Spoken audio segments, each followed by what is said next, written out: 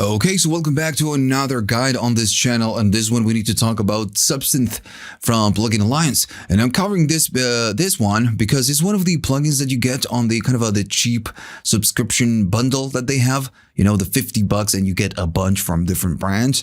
And yeah, that's why I'm covering this. So this is a SubSynth. It will generate sub frequencies. And if you're wondering, okay, so why would I want to use this one? So you would want to use it whenever you have a source that lacks subs, right? Low frequencies. You will just add this to generate low frequencies. That's how it works. And this is going to be a guide. We're going to talk about every a single knob and every section, and just to learn how it does and how to control it. Okay, so right now, this one is on, and I'm going to go and just bring a test tone. I'm not going to use a bass right now. I'm not going to use a a real track. And it's because the sine wave or the test tone is going to be a single tone. So since this one is generating harmonics based on something, using a test tone, it's going to make it easier to see what is generating at the low end. So this one is on, and notice that nothing is happening. Right here, you can select the amount of sub-harmonics that you're going to be creating. It's like a mix control, you know, how much of this are you going to be doing. And of course, you can go gain in how much you're going to be feeding to the plugin and how much you go out. And then you have a mix control, right? Very simple controls. I feel like I don't need to explain a lot. So the test tone right now is at 1000 hertz, which is, mids and up. And this one, it's a sub-generator. So it needs lower frequencies in order to start creating lower harmonics. So if I go right here to 1000, nothing will happen. It's just nothing. We are just not going to get anything from this one. So as soon as I move down and I start going towards the lows, this will start picking this tone up, and it will start generating tones. Notice that we see them right here. And this is because, of course, it's listening to whatever we are feeding and is generating harmonics based on that fundamental tone that we are feeding. If I go lower, notice that we get more, and we get more, and we get more and more and more. So that's how it works. So if you don't have low end, adding this one will not give you low end because you don't have low information. This needs some kind of a low information, of course. So I'm going to be putting this around maybe on the 130-ish, something like there. And if I go all the way down, notice that it just will not generate anything. And it's like us turning it off pretty much without using any of the section that we will talk later. So as soon as you go up, in this case, it's going to go all the way up so we can see what these knobs are doing. And if I go all the way down, this will generate something regardless, right? So you need to be aware of that. It's just doing something. Okay. So how this works, these three knobs work, is that they pretty much separate the different low part, the low frequencies, on three different sections. You can go and boost or just enhance or just, go up on how much you do from 56 to 80 hertz. And if I go up and we're just kind of low, maybe we're going to need to go up. If I go down, notice that we get less of this ones because this one is boosting the higher frequencies of the low frequencies. So if I go all the way down, we are just getting nothing. And it's because the sound source is right here. It's just kind of a high. We are in 233. So it's just kind of a high for a low frequency. But this one will generate that. Now, if I go lower frequencies, if I go low to 24 and 36, these ones are right here, just way low.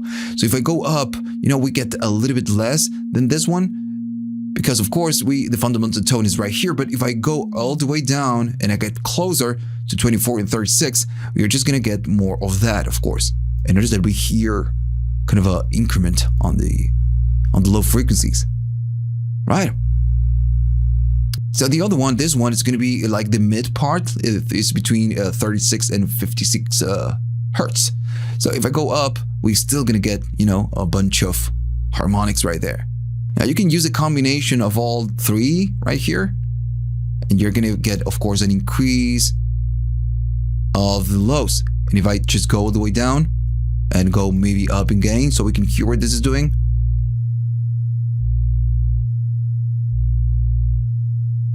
Yeah, so that's what it does. It just will give you a little bit more lows based on whatever it is that you're feeding to this.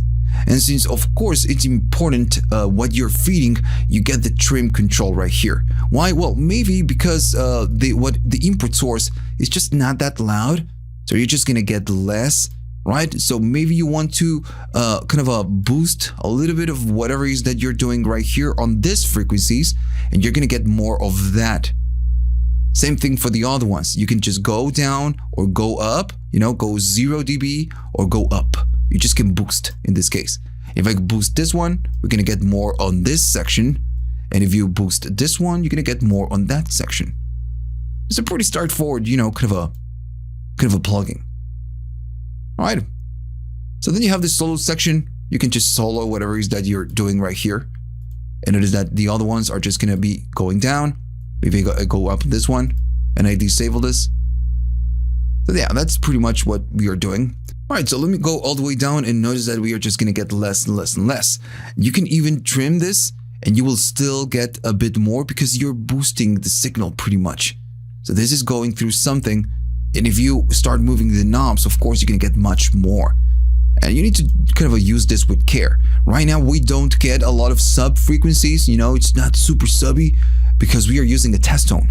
When you use a real sound, you can have a lot of frequencies right here. So boosting like crazy right here, maybe just gonna destroy your track or whatever it is that you're doing. So you need to use it with care. Right now, again, it's a test tone. Okay, so let's, instead of using the sine wave, the test tone, I'm gonna go to bass.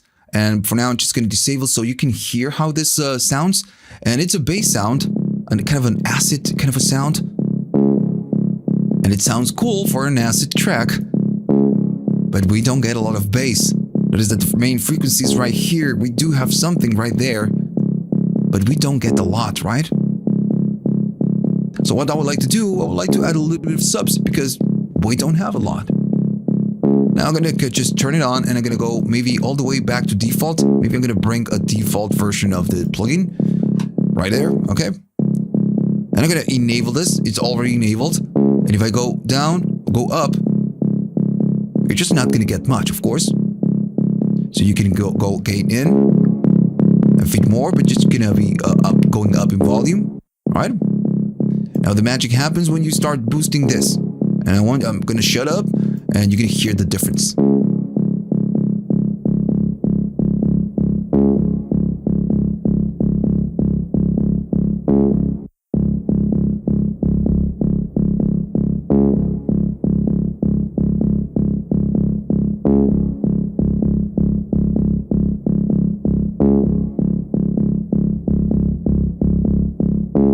Now, since the main frequencies that we have on this track are right here, around right here, this part, this control is the one that is doing most of the job.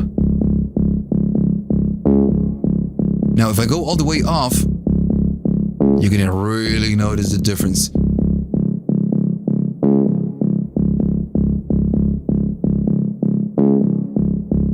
And if we go kind of aggressive, we're gonna really again notice the difference. Maybe I can do a little bit of trim right here, and I'm really boosting a lot and doing a little bit of trim right there. Notice the difference, how the main sound and the processed one.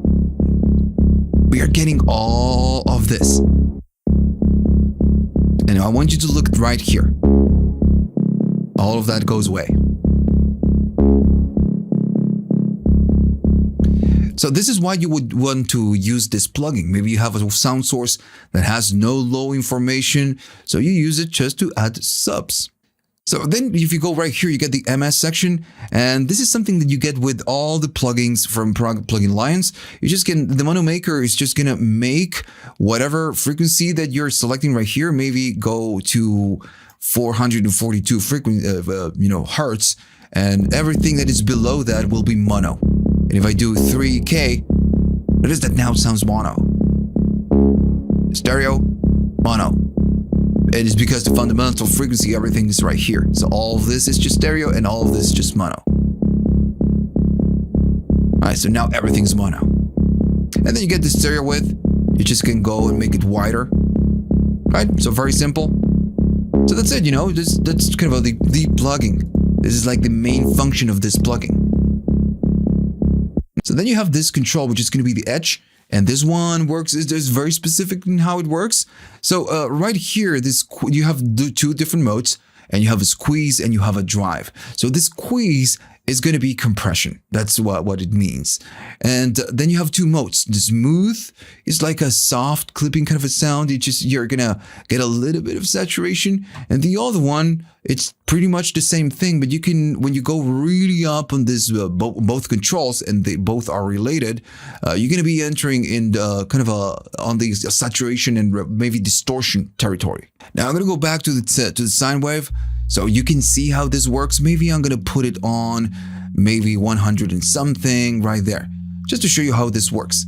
And I'm going to be doing a little bit of gain so we can see something, a little bit more prominent right there. And I'm going to start using this. Now, if I start squeezing, notice that just nothing is going to happen. Nothing will happen. And it's because you need to drive first before you can squeeze. I'm going to be driving, and notice that this will generate harmonics right there. It's because you're adding, of course, saturation. And the squeeze, it just will compress. That's why it's going down on this signal, and then it's going up on this one. You're just compressing. So everything is kind of a bit smoother right here. It's just very linear in this case. You don't get this boost right there. You're just bringing whatever is down. And you notice that it changes the sound. This is a sine wave. Let me just go up right there. It's a sine wave. Now it sounds more like a square.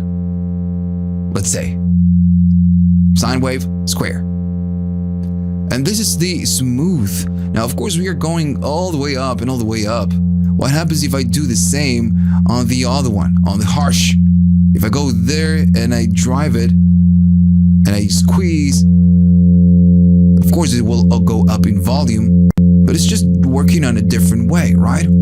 So the main harmonics are going to be right down here, not just up here. And this is, of course, depends on whatever you're feeding. Notice that this is going to change how it works. But you notice that they work in a very different way. This is more saturation, and this is, again, more distortion. Right. Alright, so that's cool, that's how it works, pretty much. Okay, so let me just go out of the sine wave, which is a little bit annoying. Now, right here, you have the low cut and the high cut, and you might be thinking, okay, so the low cut and high cut will just, cut the highs and cut the lows and highs of whatever sound that will go out. No, not really. This controls, and maybe I'm going to bring the sine tone in because it's going to be a bit more obvious. So if you're doing this, if you're just kind of doing this processing, maybe I'm going to go right there because it's very obvious. This what will do, it will cut the sound that will feed or will go into this section. And then you can do a high cut of the same thing. Whatever you're doing here will go to the edge and be processed, but you can cut the lows and then cut the highs. So right now we have no highs. So if you start cutting the lows, notice that you get a little bit less of the effect. Now, if I go really low right here, notice that this is reacting to whatever we are cutting, and it's because we are changing whatever we are doing. Now, you cannot cut a lot. You're just doing 200 hertz in this case. But that's fine. Right. So that's what you're doing. Okay, so right now, the next controls are going to be the tight punch and the low end, and these ones are very interesting. Okay, so I have an instance of a plugin doctor right here, so we can see what this is doing. Now, as soon as this plugin turns on, and I'm gonna maybe put it right there, what it will do by default, it will just cut low frequencies. I know, it's just the way it works, but it's gonna cut this super lows that you cannot hear. But it's just cutting, and it's doing this so it can, of course, generate right here, and notice that it's generating right there. If we go up, it's just gonna start generating all of this, and notice that how crazy it gets, and it's super cool, right? But at the beginning, it's just going to be doing a little bit of cutting before you can even do a little bit of boosting right here. And yeah, that's how it works. Now, if I go all the way down, this is not what I want to talk. I want to talk about the tight punch and the low end. So the tight punch, what it will do, it will boost the cutoff right here, the breakpoint right here, this curve, it will boost it like crazy. And we can, again, go really crazy on this one. Notice how much it's boosting. And as you go up, you will be going up on which frequency you're going to be boosting. And you're doing this because, of course, this section is very reactive to the subs. Now, the tight punch will boost the incoming signal, not the signal that goes after this subsection. So if you have a bass, maybe like this bass that we are using, we are boosting this part of the frequency spectrum before, it goes to the subs and goes to the edge. So now whenever you work with the subs are going to be very reactive to whatever you're boosting right here. And this is just super aggressive. Yeah. So you're going to be, you need to be careful with the tight punch because it can go really crazy. All right. So let me just go back. Now, but you also remember that this one works on top of the sound that goes into the plugin, not the sound that goes out. And then you have the low end. Now, the low end is just the opposite of the tight punch. This one will boost on a different way, on a very different way, whatever sound that comes out of the plugin. This is like a final boost that you're going to be doing after the sub and the edge right there. Now, all of this is on the manual. It's just, it's right there. So that's what it means. Now, at the end of the day, we care how it sounds with the sound that we have right here, right? So just going to bring the plugin and maybe just going to bring a fresh plugin. And we can have already did this. So the sound of the bass is just like that. And alone, it sucks, of course. I'm going to do a little bit of boosting right there, and right there. Just going to go up because this is like the main frequency. And I'm going to do a little bit more. So maybe I'm gonna doing a little bit of saturation. I'm gonna go up and I'm gonna squeeze it. And we can of course try the smooth. It's very different, right? Because we are doing a lot of squeeze. It's just compressing everything. Now if I drive and I squeeze less, we are getting that sound back. Right.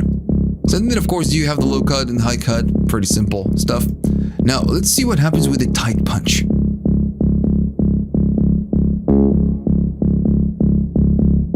Notice that on the plugin Doctor was like going crazy, but right here is not that crazy. It's very subtle.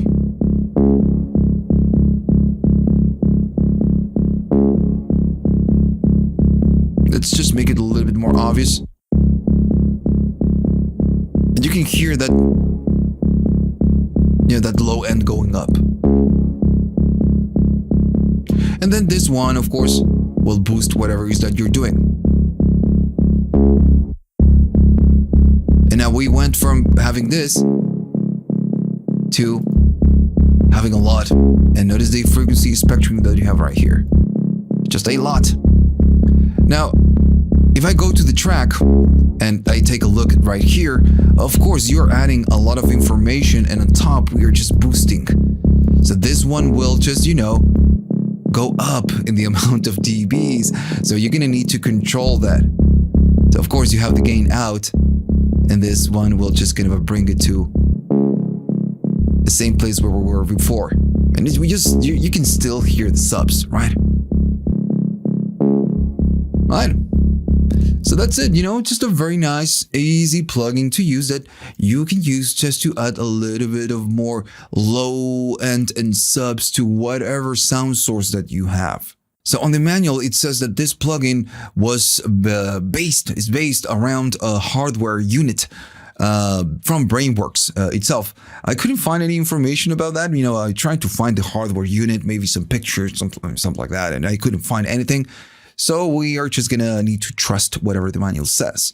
Now, if you want my opinion about this, it's just a great plugin and, it gets the job done.